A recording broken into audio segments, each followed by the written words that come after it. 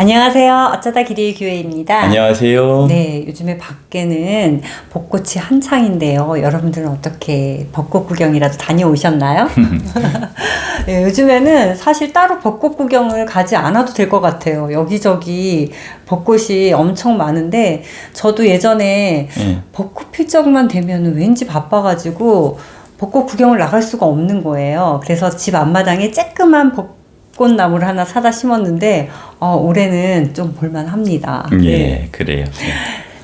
이렇게 화창하고 아름답고 향기로운 4월에 저희가 꿈도 몽글몽글 피워야 되겠기에 오늘 저희가 함께 할 노래는 조용필 씨가 부른 꿈이라는 노래, 이걸 가지고 이야기를 나누어 보도록 하겠습니다. 예, 그렇게 네. 하죠. 한번 가사를 읽어줘 보세요. 네, 화려한 도시를 그리며 찾아왔네. 그곳은 춥고도 험한 곳. 예, 화려한 도시를 그리면서 찾아왔대요. 와서 보니까 그곳은 춥고도 험한 곳이라고 네. 그러네요. 이게 이제 성경에 보면 창세기 11장에 바벨탑 이야기가 나와요. 네. 이제 바벨이라는 도시에 쌓은 탑 이야기거든요. 이제 오늘날로 말하면 뭐 타워 팰리스 이야기 정도 되려나요? 근데 이제 이 바벨탑 사건이 네. 인류의 언어를 이렇게 혼잡하게 만들었어요. 서로 통하지 않게, 소통하지 못하게 만들었는데 어떻게 보면 현대인들에게 있어서 언어의 혼잡은 당연한 결과인 것 같아요. 겉보이기에는 그냥 이렇게 사람들이 모여 사는 것 같은데 그 이면을 좀 이렇게 들여다보면 각자 아성을 쌓고 예, 그 아성에 들어앉아서 네. 소통 없이 살아가는 겁니다. 예. 그러니까 이제 어찌 되겠어요. 이게 이제 당연히 언어가 혼잡되고 네. 예, 그리고 다 흩어지게 돼 있는 거지요. 그럼 다음 가사도 한번 보시자고요. 네, 예. 여기저기 헤매다 초라한 문턱에서 뜨거운 눈물을 먹는다. 맞아요. 제각각 여기저기 흩어져서 헤매이다가 네. 결국은 각자의 초라한 문턱에 다다르게 된다는 거지요. 그래서 뜨거운 국물을 마시는 게 아니고 뜨거운 눈물을 먹는다고 그래요. 네. 예. 이게 이제 누구나 이래요. 나만 그러는 게 아니에요. 결국은 초라한 문턱이라는 것, 그것을 이렇게 끝까지 이렇게 들여다보면 결국은 죽음의 문턱이 되겠지요. 예. 그래서 죽음의 문턱이 화려할 수는 없잖아요. 예, 그렇게 우리 인간들은 그런 길을 걸어간다. 뭐 이런 노래인 것 같아요. 그 다음에는요. 예. 네, 머나먼 길을 찾아 여기에, 꿈을 찾아 여기에, 괴롭고도 험한 이 길을 왔는데. 그렇죠. 머나먼 길을 찾아 여기에, 꿈을 찾아 여기에, 네. 괴롭고도 험한 길을 걸어서 여기에 왔는데 여기는 어딜까요? 말 그대로 죽음의 문턱을 숱하게 넘어서 뭐 데스밸리라고 그러죠. 데스밸리를 그렇게 건너서 여기에 왔는데 여기가 어떤 곳이냐면 옛날에 박근혜 대통령이 한 말이 있어요. 내가 이러려고 대통령을 했나? 네. 대통령 그러면 한 나라의 어떤 그 최고의 권력자인데 네. 보통 우리가 어릴 때 꿈은 대통령 비스무리한 꿈을 꾸잖아요. 그렇죠. 근데 대통령의 입에서 이 말이 나왔다는 건 우리들에게 굉장히 시사하는 바가 커요. 네. 우리나라 역대 대통령들을 한번 보자고요. 뭐 생각하기도 싫잖아요. 다 그런 길을 걸어갔어요. 그러면 한 나라의 대통령에서 네. 한 나라의 대통령의 입에서 이런 말이 나왔다는 것은 우리가 이제 얼른 눈치채야 돼요. 우리가 그렇게 꿈꾸는 어떤 것이 과연 무엇인가. 예. 자, 그 다음 가사는요. 예. 네, 이 세상 어디가 숲인지 어디가 늪인지 그 누구도 말을 안 내. 그러면 이게 이제 저 자리가 사는 자리인지 죽는 자리인지 모르고 막 가려고 하는 사람들이 많아요. 어디가 숲인지 어디가 늪인지 네. 아무도 얘기해 주지 않는데 근데 이건 내가 알면서 얘기해 주지 않는 게 아니에요. 어찌 보면 다 몰라요. 그렇죠. 인생은 한 번밖에 안 사는. 그러니까요. 예, 뭐 결국은 조금 지각을 잘 사용해서 우리가 어느 정도는 알 수 있냐면 숲 속에 늪이 숨어 있다는 것 정도는 알 수 있는 거죠. 그것도 모르면 그냥 천방지축으로 살아가는 거고 네. 그런 사람은 대책 없는 거고요. 예, 아무튼 예, 어디가 늪인지, 어디가 숲인지, 어디가 죽을 자리인지, 어디가 살 자리인지, 예, 그런 것도 모르고 우리는 그렇게 살아갈 수밖에 없는 존재들이죠. 네네. 예, 그래서요, 이제. 네.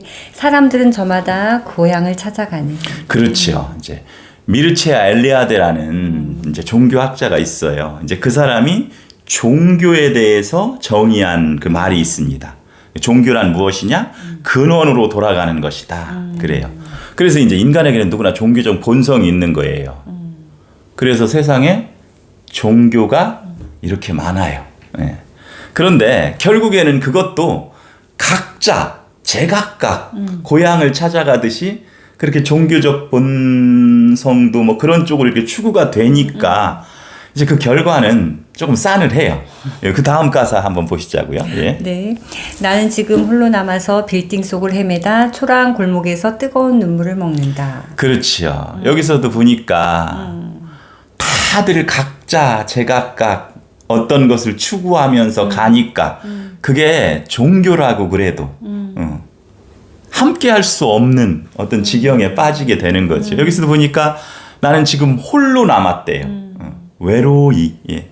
빌딩 숲을 헤매다가 초라한 골목에서 역시 아까는 초라한 문턱이었는데 네. 지금은 초라한 골목에서 또 뜨거운 눈물을 먹어요. 예. 아, 참 너무 아쉽지요. 근데 이제 성경에 그런 말이 나와요. 너희가 이제 좁은 길을 가라. 네. 뭐 이런 얘기가 나오는데 네. 우리가 이제 우리의 어떤 것을 추구하면서 막 살다가 어려움에 빠져서 여기 가사처럼 초라한 골목에서 네. 뜨거운 눈물을 먹으면서도 그 희한하게 사람들은 자기를 합리화시키려 하는 어떤 그런 본성이 또 있어요. 그러니까 내가 가는 길은 좁은 길이라 그래. 성경에도 하나님이 좁은 길을 가라 하셨어. 뭐 그렇게 살아가요. 이건 뭐 남 얘기가 아니고 네. 내 얘기인 것 같아요. 항상 돌아보면 네. 그렇게 산 때가 있었던 것 같아요. 그래요. 그렇게 이제 사람들이 그렇게 또 살아가지요. 이제 그러면서 또 어떻게 하는지 다음 가사를 한번 보자고요. 네. 저기 저 별은 나의 마음을 알까? 나의 꿈을 알까? 조금 서글퍼요. 사람들 다 떠나가고 네. 홀로 초라한 골목에 남아서 이제 가로등 불빛을 보면서 그 불빛 사이로 보이는 별빛을 보면서 또 별빛 옆에 보이는 달빛을 보면서 더 나아가서 해를 보면서 그러면서 저것들은 내 마음을 알까? 아, 참 초라한 모습이네요. 사실은 그런 미물이라고 하는 그런 것들이 뭘 어떻게 사람의 마음을 알겠어요. 이제 심지어는 우리가 이제 신앙생활을 하다 보면 간혹이에요.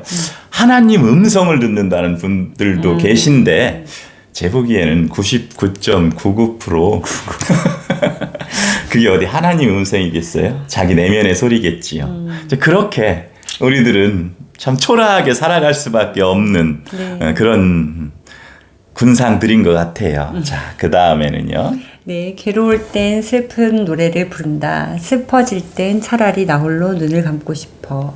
고향의 향기를 들으면서. 이게 이제 조용필의 꿈이라는 노래는 이제 가만히 보면 인간의 꿈을 이야기하고 있는데 점입 가경이에요. 예.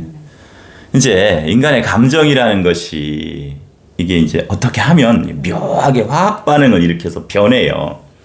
그리고 이 감정을 이렇게 다스리는 굉장히 중요한 요소가 노래라고 할 수 있는데 괴로울 때 슬픈 노래를 부른대요. 감당 못 할 텐데. 그러게. 그럼 슬퍼지면 어떡할게?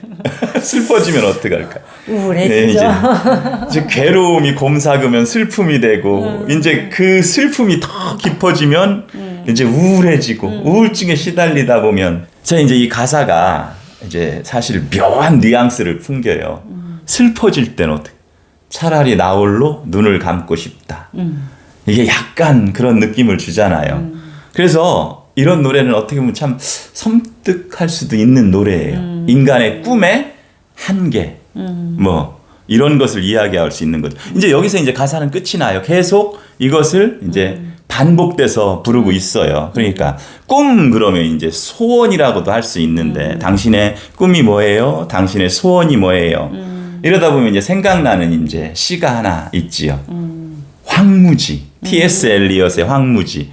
4월은 가장 잔인한 달. 뭐 이러면서 죽은 땅에서도 라일락은 자라나고 추억과 욕정이 뒤섞여 잠든 뿌리가 봄비로 깨어나고 뭐 어쩌고 저쩌고 하면서 굉장히 긴 장구한 시가 있는데 사실은 이 시 앞에 네. 이제 제사라고 그러는데 이제 그런 어떤 시 앞에 이제 머리글처럼 붙이는 글이 있는데 거기에는 이런 글이 이제 있으면서 시작이 되는 거예요. 쿠마에에서 그 무녀가 조롱 속에 매달려 있는 것을 보았다. 아이들이 무녀야, 넌 소원이 무엇이니? 하고 물었을 때 그녀는 대답했다. 죽고 싶어. 뭐 그러면서 뭐라고 하면서 이제 4월은 가장 잔인한 달 이러면서 이제 T.S. 엘리스의 황무지가 시작이 되는데 이게 이제 뭐냐면 이 무녀가 사실은 예언의 능력이 뛰어났던 무녀래요. 그런데 이제 그 상으로 아폴로 태양신이죠. 아폴로가 소원이 무엇이냐 그랬어요. 그랬을 적에 이 무녀도 이제 소원을 얘기했죠. 우리가 다 꿈을 찾아 소원을 찾아 이렇게 무녀도 그랬네. 이제 흙을 한 줌 마른 흙을 한 줌 주워가지고 이걸 쫙 바람에 흩불리면서 이 먼지 티끌만큼 나에게 많은 날을 생명을 허락해달라고 그렇게 아폴로에게 구했대요. 근데 문제는 그 장구한 세월 그 세월은 구했는데 그 장구한 세월에 걸맞는 청춘은 구하지 않았다는 거죠. 그래서 결국에는 그렇게 오래 살면서 점점 더 쪼그라들어서 결국은 조롱 속에 갇힌 무녀의 신세가 되었을 적에 소원이 뭐냐 그러니까 차라리 죽고 싶어. 조용필의 노래도 그렇잖아요. 괴로울 때 슬픈 노래를 부르다가 슬픔이 찾아오면 차라리 눈을 감고 싶다. 그러면서 고향의 향기 들으면서 우리가 이제 흙으로 와서 흙으로 돌아가기 때문에 이제 사실은 이 이야기가 맞는 이야기임에도 불구하고 오늘이 이제 부활주일이니까 네. 이 노래를 다시 이제 새롭게 부활시킬 필요가 있는 거죠. 이제 꿈이 죽어야 되는 거예요. 꿈이 죽으면 어떻게 되냐면 깨몽이 되는 거예요. 꿈 깨야 되는 거예요. 그래야 드디어 꿈이 부활해서 새로운 꿈, 생명의 꿈을 꿀 수 있는 네. 거거든요. 이제 이 조용필이 이 노래를 언젠가 이렇게 북한에 가서 부른 적이 있어요. 근데 이 마지막 구절부터 시작해서 부른 노래를 제가 기억이 나거든요. 그러니까 참 저 노래가 맞나 싶었어요. 그 이북에서 이렇게 부르는 노래로서. 그러면서 이제 저는 이 꿈이라 그러니까 옛날 김구 선생님의 나의 소원이라는 그 글이 생각나더라고요. 그 김구 선생님의 소원은 이렇게 돼요. 내 소원이 무엇이냐 하고 하나님이 물으시면 여기서 하나님이 등장하시는데 네. 나는 서슴치 않고 내 소원은 대한 독립이요 하고 대답할 것이다. 네. 그러면서 이제 두 번째 소원도 역시 우리나라의 독립이요. 세 번째 소원도 역시 나의 소원은 우리나라 대한의 완전한 자주 독립이요. 뭐 이러면서 막 거창하게 나가는 이제 나의 소원이 있는데 참 좋아요. 네. 이 소원을 이렇게 쭉 읽어보면 나중에 이제 자막에 이 소원 전문을 한번 넣어줘 보세요. 참 네. 좋은데, 그러니까 이제 조용필의 꿈이 죽고 깨어나고 저는 김구 선생님의 나의 소원으로 재생산됐으면 좋겠어요. 이게 왜 그러냐면 독립이라는 게 네. 예, 우리 기독교 세계에서 굉장히 중요해요. 우리가 독립적으로 살아가지 못해요. 늘 누군가에게 무엇인가에게 끄달려 살게 돼 있어요. 옆집 순이 엄마가 뭐 이렇게 좋은 핸드백 들고 다니면 나도 그거 들고 싶고 옆집 뭐 철수 아빠가 뭐 머리를 빠마하고 다니면 나도 빠마하고 싶고 내가 보기엔 저 사람은 정말 초라해 보여. 그럼 나는 그러기 싫고 그것도 하나의 끄달림이거든요. 그러니까 자유롭게 독립적으로 쉽게 말해서 독생자 예수 그리스도 할 적에 이 독생자 모노게네스 단독자로서 그 모든 것에서 네. 자유롭게 홀로 서서 진리와 함께 이렇게 살아갈 수 있는 존재가 못 되는 거죠, 인간이. 자꾸 그걸 꿈꿔야 되는 거지요. 그래서 깨몽하고 다시 꿈을 꾸는 그런 꿈의 부활이 오늘 부활주의를 맞이해서 필요한, 그렇게 이제 한번 생각해 봤어요. 네. 되지도 않는 말이지만. 예. 어떻게 듣고 보니까 무슨 생각이 드나요? 오늘도 역시나 옛날 노래를 갖고 오셔서 그렇지만 얘기를 듣다 보니까 부활주일에 딱 맞는 곡을 선곡한 게 아닌가 이런 생각이 들었습니다. 예. 아까 말씀 중에 깨몽 그랬잖아요. 예. 사실 진짜 우리가 현실에 이 물질 만능주의에서 살고 있잖아요. 현실에서. 예. 그러면서 막 이러고 싶어 저러고 싶어 막 이런 꿈에서 예. 깨어나지 않으면은 그렇죠. 생명의 꿈을 꿀 수가 없는 것 같아요. 예. 예. 인생의 반대가 영생이라고 하는데 예. 우리가 사실 이게 영생이 영원히 살고 이런 게 아니잖아요. 예. 영적인 삶을 사는 거잖아요. 예. 그래서 그런 꿈을 꾸어야 되지 않을까. 그러면서 생각드는 게 또 예전에 한번 제가 막 너무 재밌게 읽었던 책인데 그 혜빈이라는 책이 있는데 네, 예. 그 책에서도 아버지가 딸에게 유언처럼 하신 말씀이 예. 있어요. 예. 현재를 희생하지 말고 미래를 꿈꿔라 예. 이런 말씀을 예, 하시거든요. 맞아요. 네. 근데 우리는 너무 현재에서 이러고 싶어 그러면서 정말 그 숲에 있는 늪에 빠져서 사는 것 같아요. 허적거리면서. 네.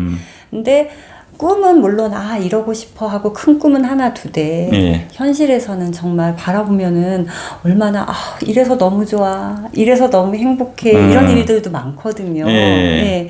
그래서 정말 현재를 만족하면서 예. 기쁨으로 사는 게 부활의 신앙이 아닌가 예. 이런 생각을 또 한번 해봤습니다. 맞아요. 예. 네. 부활의 어떤 새 생명을 받은 사람들은 네. 너무 이렇게 막 과거를 반추하느라고 그렇게 사로잡히지 않고 또 미래를 꿈꾸느라고 현재를 희생하지 않고 사실 현재를 잘 지켜야 돼요. 지금 네, 여기를 네, 예, 잘 지키면서 물론 과거도 반추해야 되겠죠. 그리고 미래의 꿈도 꿔야 되겠죠. 그러나 여기에 충실히 사는 것이 어쩌면 최고의 영적 차원의 삶인 것 같아요. 예, 그렇게 우리는 다시 네. 태어나야 되겠죠. 오늘 부활주의를 맞이해서 오늘 여기까지 하겠습니다. 네, 예. 네. 사랑합니다. 감사합니다. 행복하세요. 이거야?